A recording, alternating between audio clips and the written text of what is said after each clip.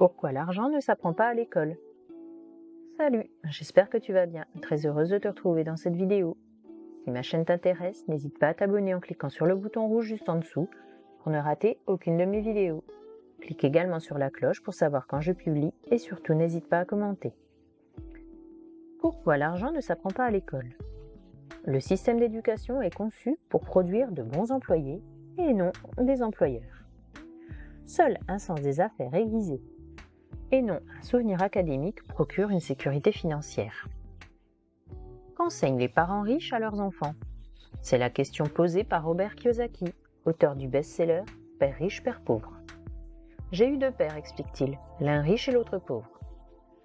De ces deux pères, il reçoit une double culture.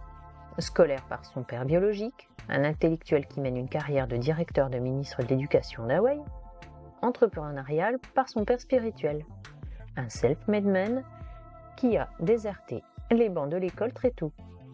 Si les deux pères rencontrent chacun un vif succès dans leur carrière respective et gagnent tous les deux des revenus substantiels, celui qui détient les diplômes éprouvera tout au long de sa vie des difficultés financières, alors que le père inculte s'enrichira au point de devenir l'une des premières fortunes d'Hawaï. Comment expliquer ce paradoxe? Il n'y a rien de plus important que l'éducation. Que ce soit l'éducation académique, professionnelle, spirituelle ou financière, elles sont toutes importantes. À l'école, on vous apprend beaucoup de choses. Par exemple, pour être médecin, il faut suivre une filière de médecine, pour être comptable, une filière de comptabilité, pour être pilote, une école d'avion. Mais qu'en est-il de l'éducation financière?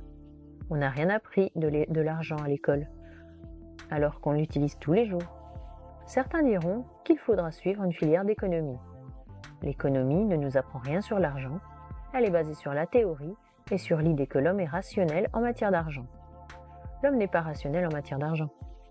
Notre société nous fait croire qu'aller à l'école obtenir son diplôme nous rend intelligents et nous permet d'avoir une liberté financière. Il faut comprendre 3 choses sur l'école. La première chose, c'est que beaucoup de personnes ne se rendent pas compte qu'à l'école, on ne nous apprend rien sur l'argent. Alors vous allez sans doute poser cette question. Pourquoi? Parce que ça n'arrange pas l'État, et je vous dirai pourquoi. La deuxième chose, c'est qu'on pense, une fois notre diplôme obtenu, c'est fini avec les études. Au contraire, l'école est faite pour nous apprendre comment apprendre et que l'apprentissage ne s'arrête jamais. La troisième chose, c'est que l'école fait limiter nos pensées et tue notre créativité. On mémorise des réponses données par des personnes qui dans la réalité n'ont jamais exercé le métier, par exemple des professeurs de comptabilité qui n'ont jamais fait de la comptabilité dans la vraie vie.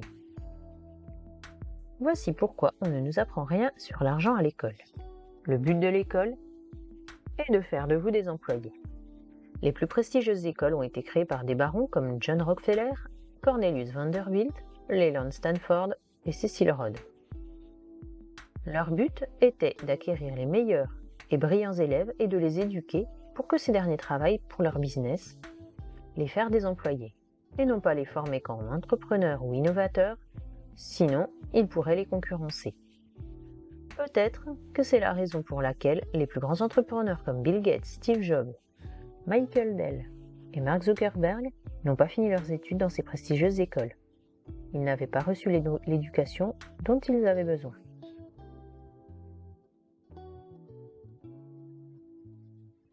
Les salariés sont les plus gros actifs de l'État. Les salariés sont des actifs parce qu'ils mettent de l'argent dans les caisses de l'État. En effet, l'État a besoin que vous lui donniez de l'argent et cet argent qui rentre dans sa caisse est appelé taxe. C'est la raison pour laquelle les employés payent plus d'impôts que les entreprises. La preuve, avant même de toucher votre salaire, l'État a déjà pris sa part. L'impôt à la source est un signe de plus.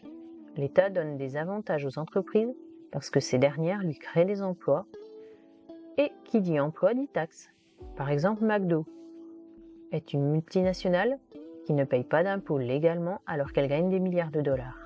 Elle bénéficie des avantages fiscaux en plus des services qu'elle offre. McDo crée des emplois. Donc pour cela, l'État ne veut pas que l'argent soit pris dans les écoles et les universités.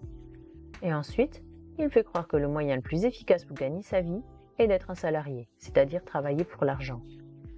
Qu'est-ce qui a changé sur l'éducation depuis la révolution industrielle? Rien. C'est le même système qui continue, il n'y a aucune amélioration sur la forme, les outils et les conditions. Avec une éducation financière, vous saurez qu'en vérité être salarié est le moyen le plus inefficace de gagner de l'argent, qu'il ne faut pas travailler pour l'argent, plutôt faire travailler l'argent pour soi. On travaille pour apprendre. Le président du pays le plus puissant du monde, Donald Trump, ne paye pas d'impôts. C'est un entrepreneur, il sait comment fonctionne l'argent et le fait travailler pour lui. Vous avez sûrement entendu des candidats à la présidentielle américaine qui prenaient l'idée qu'ils vont taxer les riches. Comme faire payer plus d'impôts aux riches si ces derniers ne payent pas d'impôts légalement. L'État et les banques ont besoin de votre épargne. Aujourd'hui, ceux qui épargnent sont les perdants de ce système financier. Depuis la crise de 2008, les banques centrales continuent toujours d'injecter des milliards dans l'économie en achetant des actifs.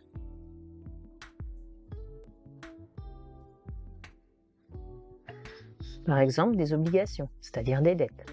Cette politique est connue sous le nom de quantitative easing. Qu'est-ce que cela signifie pour un épargnant? Cela signifie que votre argent perd de sa valeur. Aujourd'hui, pour la première fois dans l'histoire, nous voyons les taux négatifs. Un taux négatif signifie que l'épargnant, des intérêts qu'il doit payer à sa banque pour lui voir confier son argent. Mais on ne vous le dit pas, l'État et les banques ne veulent pas que vous le sachiez. Nous avons grandi en entendant nos parents et grands-parents dire épargner pour garder et fructifier son argent.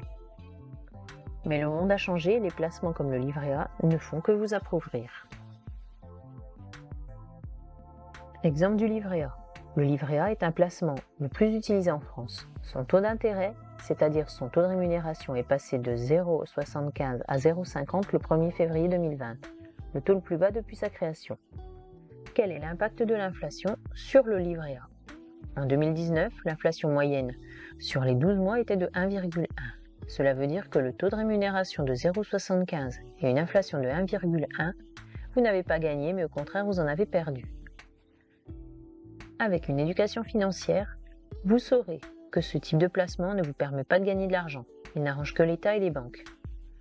Le monde a changé et les épargnants sont les nouveaux perdants de ce système financier. Voilà, c'est la fin de cette vidéo. Merci de m'avoir écouté. On se retrouve très bientôt.